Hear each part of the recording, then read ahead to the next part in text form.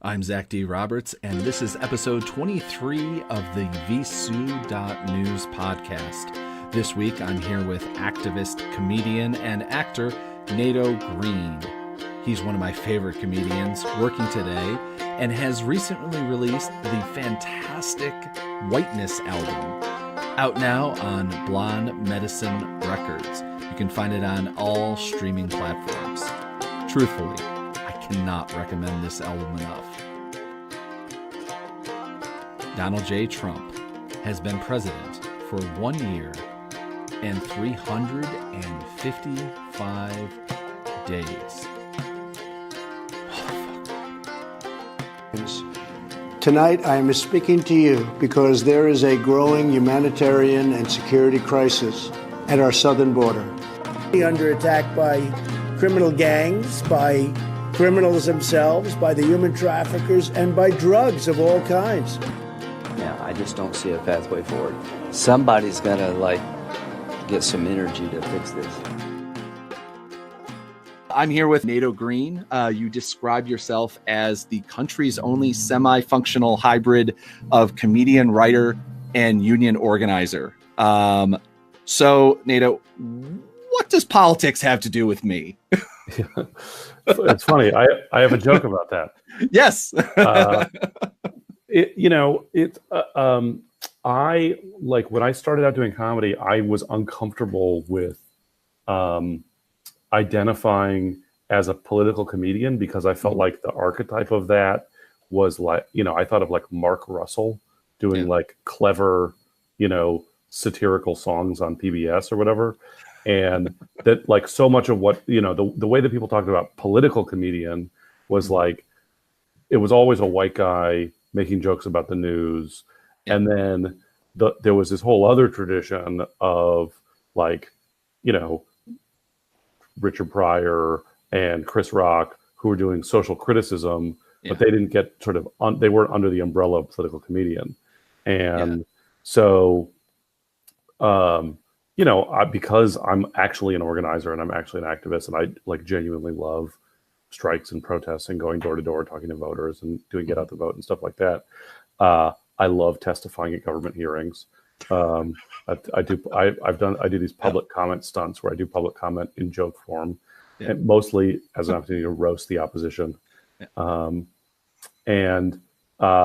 so, I feel like when a lot of comedians go to write about politics, they're watching the news and then applying their craft to write jokes about it. Mm-hmm. But their relationship to the subject matter is as an observer. It's the same as their relationship to writing jokes about Game of Thrones. Yeah. And their ability to perform or their technique as joke writers may be far superior to mine, but all of my point of view when I'm writing about politics is coming from my life and my relationships with activists, and that there are people who are working on those issues that are going to call me on the carpet if I mess it up. It has been interesting to watch the Letterman would occasionally, drop a joke in there about, something.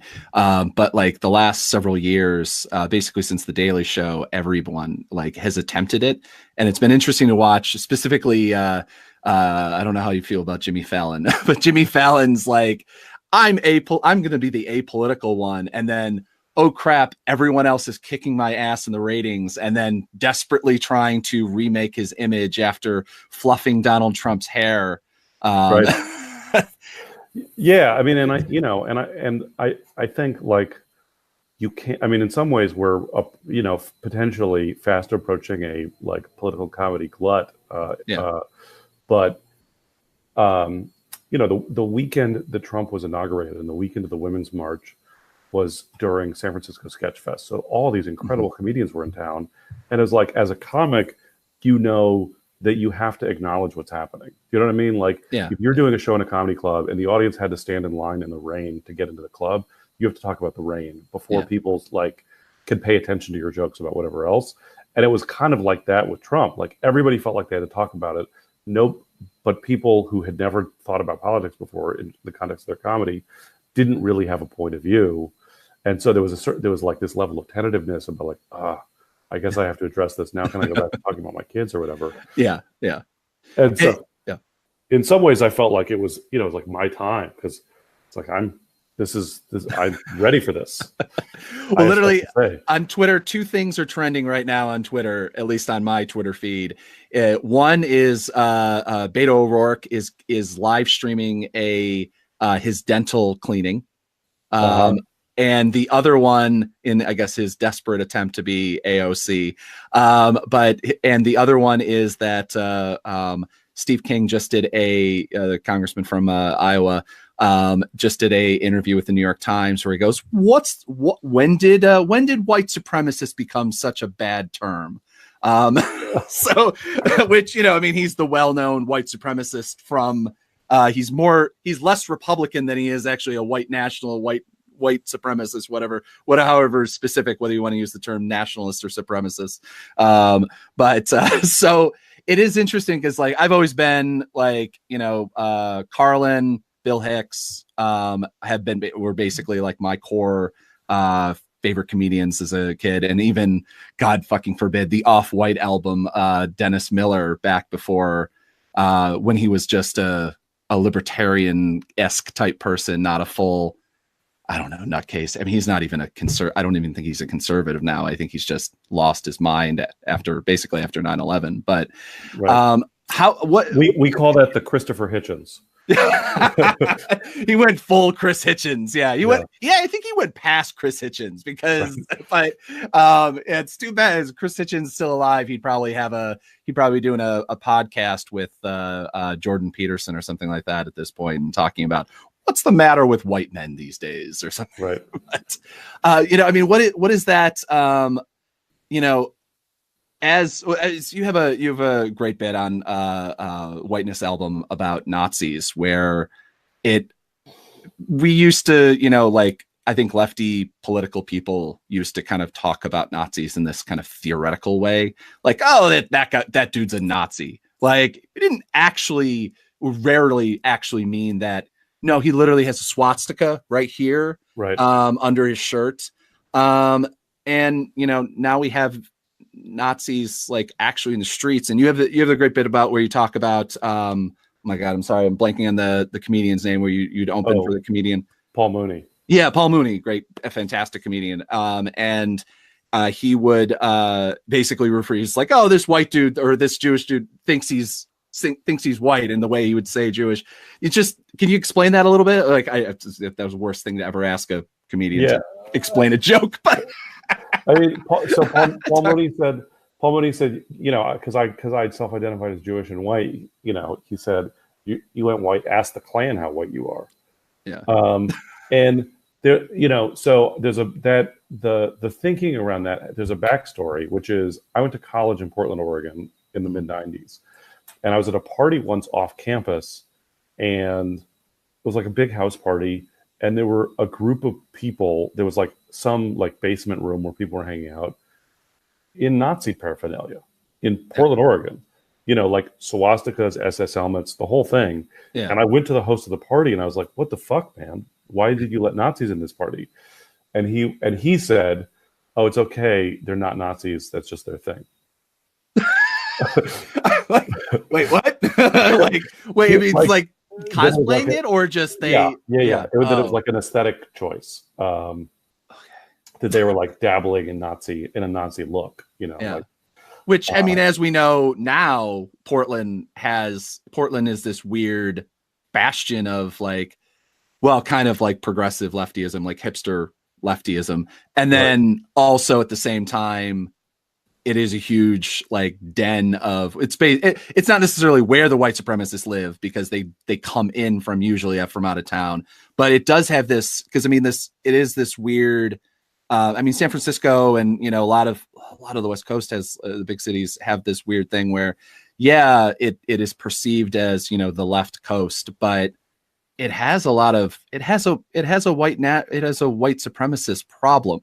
Right. Yeah. I mean, in Portland, like I mean, it's fun to make fun of them about it, because they're so precious about how righteous they are, and, you know, and like, we are a bubble and we're a paradise. And it's like, you know, that, I mean, it's not even like in San Francisco, you have to go, like, occasionally you see hate crimes in the city, of course, but you have to go kind of far out. But in Portland, it's like, you literally, You can go, if you go 30 blocks east, Yeah. 30 blocks, it's not like a long trek to go find the Nazis. So, the Portland that people think of as Portlandia is, it's like just 3 square miles in the middle of this other sea of activity. Yeah, it has been interesting this because I mean, again, another thing you write about and you do comment about the tech sector and how that has changed the Bay Area in such. I mean, also Seattle and Portland, most major cities along the West Coast, but that is especially the Bay Area, that how that has changed the dynamic with that that dirty word gentrification, and it's been interesting to see how quickly that term, like just the conversation about gentrification has kind of gone mainstream, because beforehand it wasn't, it was kind of like Nazis. It was just like, it was a term that we lefty talked about or whatever. And now hell, I live in Syracuse, New York. And even there, we're talking about where actually finally having that conversation as city centers start changing and they dump money into, updating, we have a Little Italy, which is like a block. It's like an Italian restaurant, and there's a porno shop across the street from it. But it's Little Italy, and they dropped like several $1 million on this area, and like instantaneously, all the working class and mostly African American, Hispanic people that lived in that area suddenly were priced out of that area. And it's interesting how that has finally like come to a head. I mean, that's come to a head in San Francisco. Like, I'm trying to figure out, can you explain like what's happening in San Francisco? We talk about, I have a bit with my co-host Aaron Sinek on this about what the hell's happening in Chicago, and about, gunfire and everything like that. I mean, like what really, because there's this argument about, NIMBYs and everything. Can you give like a brief explanation of what exactly is like the argument right now in San Francisco? That I mean, that's a bad question. To answer that question, we really have to go back to the Treaty of Guadalupe Hidalgo that ended the Mexican-American War. I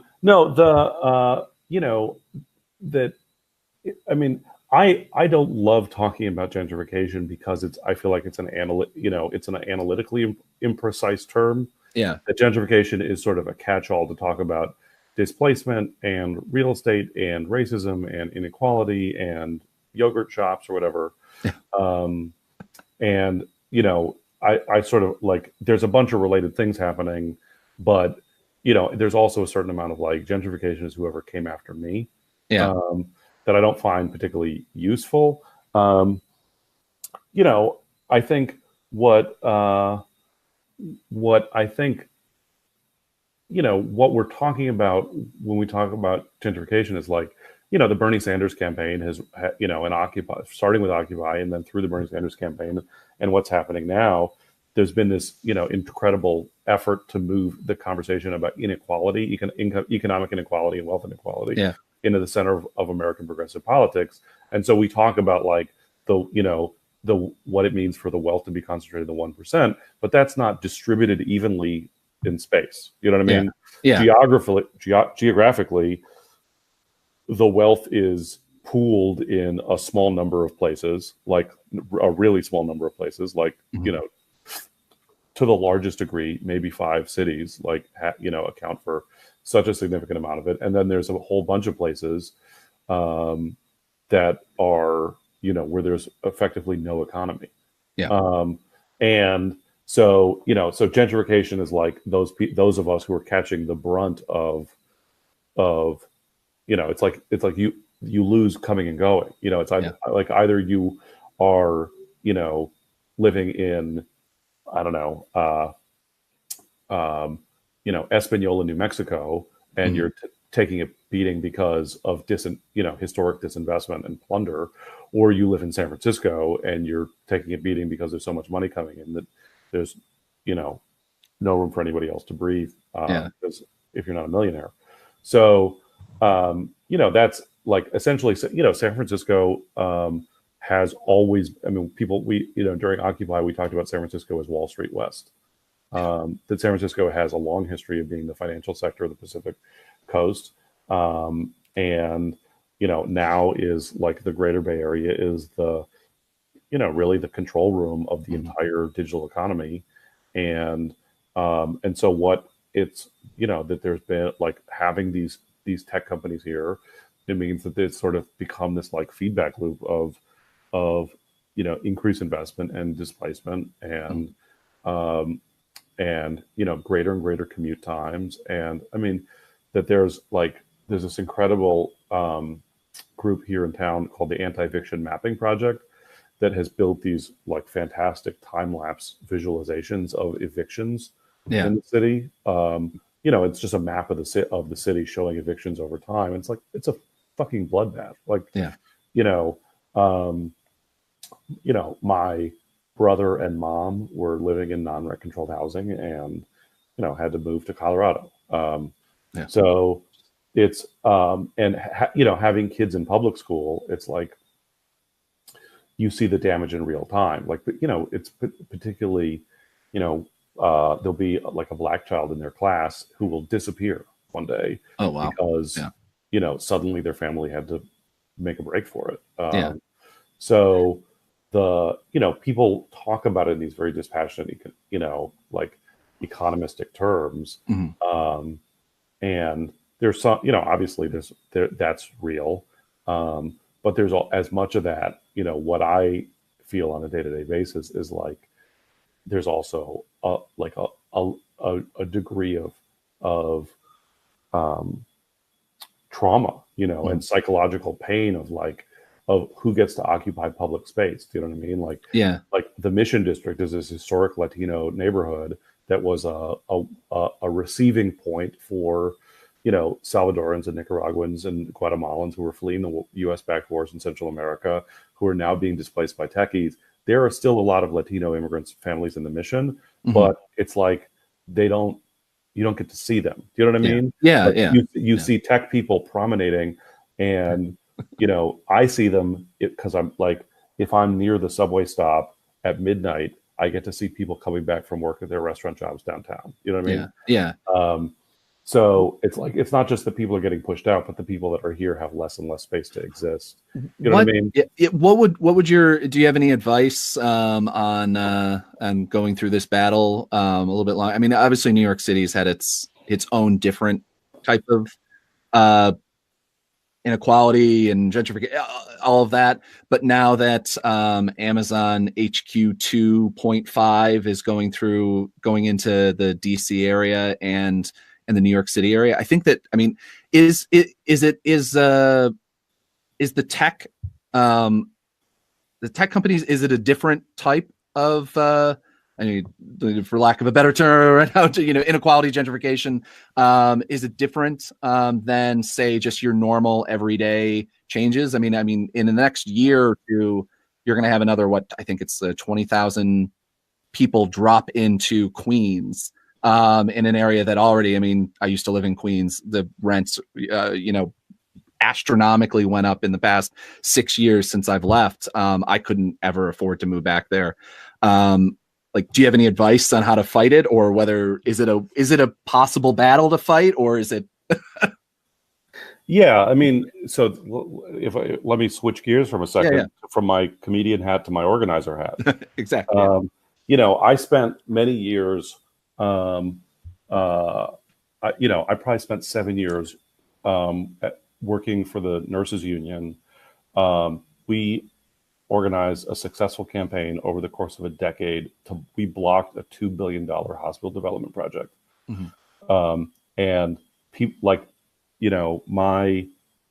the Episcopal Archbishop of California called me the Antichrist. Because like the city family, the very serious people in City Hall thought that it was insane to attempt to block a $2 billion development project. And we held it up for a decade until that hospital system agreed to a nationally unprecedented set of community benefits, in terms of healthcare for poor people and affordable housing and labor standards and all that kind of stuff. So, the lessons learned that I would hope to relay to the people, the good people of Queens facing Amazon are that so many, in the context of gentrification, and I mean, I think this is sort of my general thing about progressives and the left in the United States, is that we're so used to being out of power, we're so used to figuring out how to be right. We want to put up a good fight and be righteous. We're more used. I had a joke on my first album: we'd rather protest losing than win. So I think what it means is to actually think about what does it mean to win? What does it, what does it mean to build enough political power to not just go down to face a glorious defeat, but to build enough political power to assert control over our communities. And that means potentially having to wheel and deal with some unsavory characters, but it also means building enough support in the community to block it. The other thing is to some extent with this development stuff, it's a game of chicken. And I wrote it when, back when I had a column in the San Francisco Examiner, I wrote about this, that local governments, as a union organizer, I'm a negotiator, and local governments have a negotiating stance towards corporations that I would describe as premature capitulation. That's their policy, is they start out capitulating and then negotiate from there. And, it is in Amazon's interest to be in New York. They need New York as well as, New York allegedly needs them. And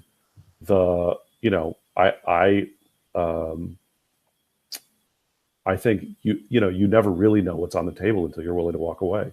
And if there's not a credible threat that the city's going to say no to Amazon, then you're not going to get a good deal. I mean, New York has a lot of the same problem that San Francisco has, where it has in its perception when it comes to their politicians, or Bill de Blasio, everybody thinks is this complete liberal. Even Bloomberg, people had this kind of oh well, he's a Democrat, but he's not, he's an independent. Meanwhile, me and other journalists and activists are getting our heads beaten in during Occupy Wall Street and getting arrested in astronomical numbers. And then de Blasio pushes the whole thing through. Meanwhile, everyone basically has, including Cuomo, has clearly backroom deals, or not even clearly, it's been documented, with real estate and builders and things like that, down to, I guess we're just going to let the L train collapse because it's going to hurt Williamsburg, rents. It just got reopened. But it is interesting because it's de Blasio is getting understandably and deservedly beat down for his, for just again capitulating, just allowing Amazon. What do you need? What can we do for you, sir? Meanwhile, he's Jeff Bezos is worth what, $131 billion or something. I mean, I guess obviously after the divorce it may be less, hopefully, but he then drops out with this kind of magical, with no real plan. It seems everyone's going to have free healthcare in New York City.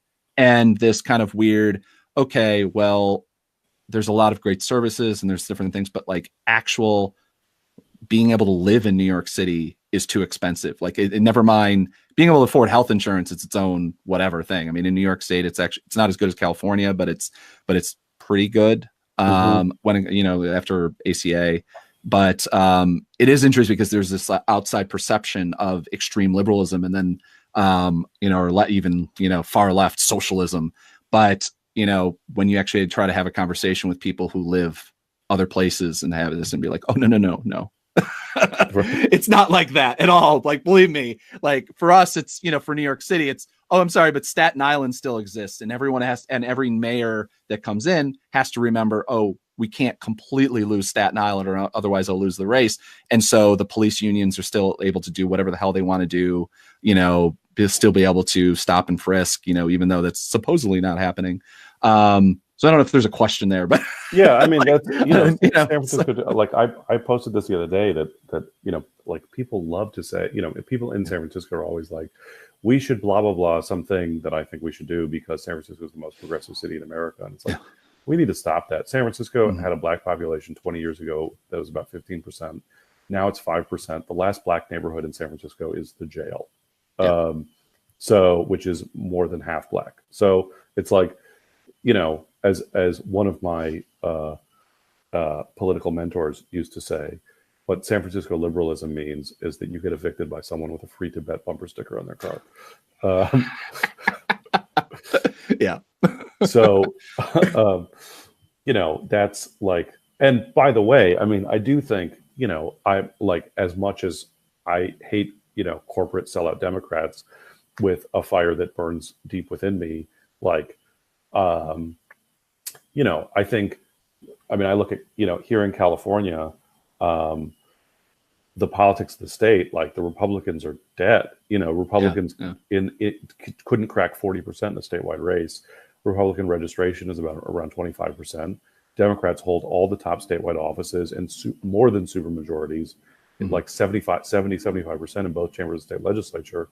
And so what it means is that in practical terms, governance at the state level is a power struggle between progressive and corporate Democrats, which is a much more, we get better stuff than if we're fighting the Tea Party. Or, you know, Paul Ryan and Donald Trump and Mitch McConnell, whatever. Like I'll take that fight over, you know, I'll take our political configuration over dealing with those assholes any day. We could basically ignore Republicans in California. I would happily say, I mean, unfortunately, we have a governor who loves to make backroom deals with the Republicans so that he can get the things he wants because he ignores the Democratic Party. But now you know, last year, I think the best film of the year, Sorry to Bother You, came out by Boots Riley. And I got to jump up with glee when I saw two people I knew. I saw W. Kamau Bell was in it, and you were in the film. And first off, what was that experience like? I know it was probably brief, but it's a great film. I think that not only is unbelievably enjoyable to watch, even if you're not like one of us, like a super political person or whatever. I think that like an apolitical person could watch that, enjoy it. Its twisted sense of humor and everything else, but also for me, it felt as though one of the most, the way that it talked about and dealt with activism, I think it was one of the most real films outside of documentaries that I've ever seen. Totally. Yeah. I mean, you know, I like that film had such a strange journey because Boots, you know, I've known Boots for a long time, and he did an album in 2012 called Sorry to Bother You that was supposed to be the theme music for the movie. And then there was like this long winding road of him like trying to figure out how to get the rewriting the script and getting the film made and whatever. And so, you know, he cast a lot of the, you know, he cast the principals, and then was pretty proactive about filling out most of the supporting roles, like man on the street, receptionist, guy in car, those kind of things. You know, the people who have one or two lines. Were almost all Bay Area comedians and musicians. You know, me and Kamau, Gabby Lala, Lyrics Born, Mr. Fab, Damien, Gallegos, like a bunch of local folks popped up in it. And so, you know,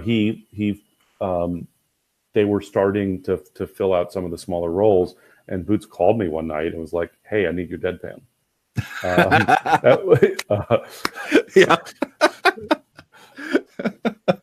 And the funny thing about my scene is that it was supposed to be the Man on the Street 1 and 2 were supposed to be me and Lyrics Born.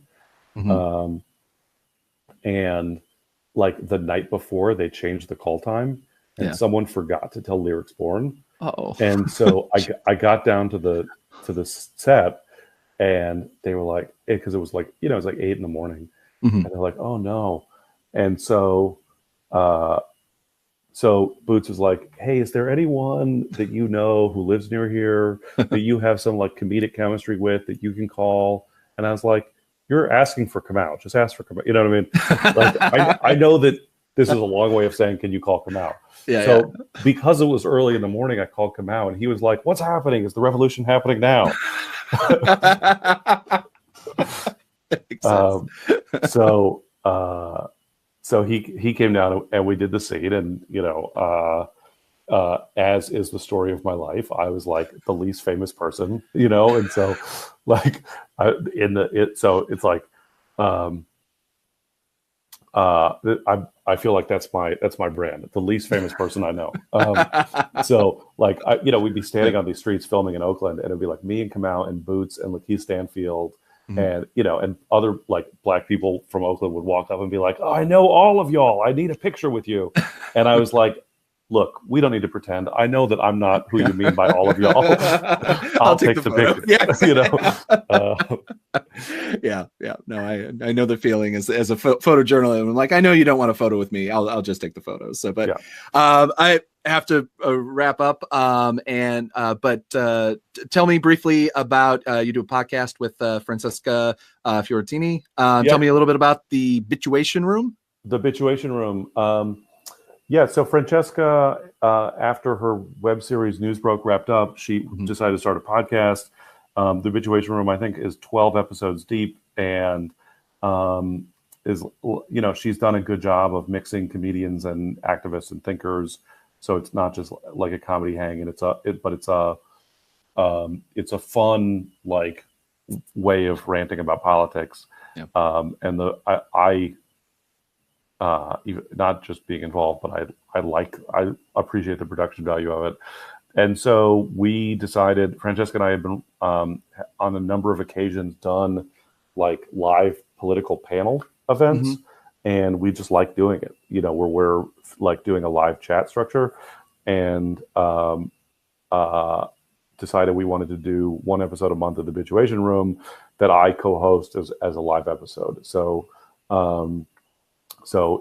if you subscribe to the podcast, you get me every fourth episode, I guess. And they've been great. The first episode we did was with the comedian Kevin Avery, who's a writer for the Jim Jeffries Show, and Matt Haney, who's newly elected to the San Francisco Board of Supervisors as a progressive politician, who said some things that it was surprising to hear a politician say so candidly. The next episode, more so than motherfucker, because gasp, we can't use swear words, but yeah, no, he did say that. Like we were talking about gentrification, and asked him something about dealing with the inequality in the city, and he said, "I don't know, man. These motherfuckers need to pay higher taxes."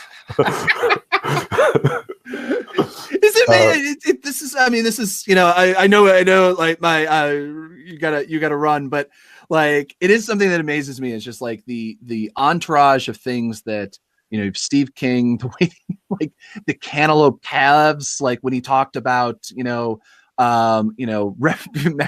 immigrants coming across the border carrying pounds of marijuana or whatever. I don't even remember which one that was. And like all the horrible things, but for some reason it's so much like, when it comes to nudity, like from photography and, photojournalism, you can have somebody. I still remember, after the Beslan, I think it was the Beslan, the massacre that happened in Russia, there was a photo of a woman, who was covered in blood, on the front cover of front cover of Newsweek, and they had cropped because in the actual full photo, she like her shirt was like slightly open and you could see part of her breast, and they had cropped it in a way that covered the breast, but she was covered in blood and like fully traumatic, like she had just obviously she had survived that happening. But it's the same deal when it just comes as like, oh, you say motherfucker or you say a swear word, everybody loses their fucking shit. But for some reason, you can talk around, you can basically say white supremacist shit. You can say that you want to put kids in camps. You can do, and for some reason, but yeah. Yeah. Well, I mean, it's, to me, like, all this fake respectability, like that you can actually put kids in camps, but can't say, I don't think this motherfucker should put kids in camps. Yeah. I mean, But yeah, no, I mean, you can, yeah. So, but you also can't interrupt someone's dinner and that sort of thing. But yeah, I have so many other questions I wanted to ask you. But I'm happy that we got to talk about politics. And maybe next time we can have you on and we can just talk comedy, because that would be fun as well. That'll get political real fast. Oh yeah, I mean, obviously it will, but I mean, I feel like we started with gentrification and how activism works and things like that. It's always whatever. Do you have what is there anything that where can people find you, find out more info about you? Yeah, so people should subscribe to the Bituation Room and check out the Whiteness Album from Blonde Medicine Records, available wherever albums can be streamed and downloaded. I'm at Nato Green on Twitter, Mr. Nato Green on Instagram, Nato Green Comedy on Facebook, NatoGreen.com. All your Nato Green needs can be met. Not to be confused with the North Atlantic Treaty Organization, but which, yes, I can't. By the way, I cannot I was literally listening to the album right before, just to kind of refresh myself on that album because I love it. And I can't recommend the Whiteness album enough. It is not even if you're lefty politic or whatever. It's just fucking hilarious. Thanks, man. Thank you so much for your time, and thanks for coming on. And hopefully anytime you want to come on and promote anything or anything like that, obviously you're welcome. Great. Thanks a lot. Cool.